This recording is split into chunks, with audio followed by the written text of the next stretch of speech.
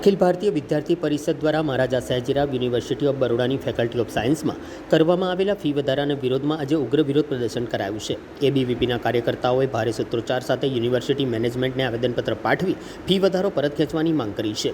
વિદ્યાર્થીઓએ આક્ષેપ કર્યો છે કે હજી એડમિશન પ્રક્રિયા પૂર્ણ પણ થઈ નથી અને ધોરણ 12નું પરિણામ જાહેર થતાં જ યુનિવર્સિટી દ્વારા ફીમાં વધારો કરાયો છે, જેના કારણે મધ્યમ અને સામાન્ય વર્ગના વિદ્યાર્થીઓ તથા તેમના વાલીઓ મૂંઝવણમાં મુકાયા છે. વિરોધ દરમિયાન ડીન હાજર નહીં હોવાથી એબીવીપીના કાર્યકર્તાઓ અને વિદ્યાર્થીઓ ડીન કેબિન બહાર બેસી ગયા.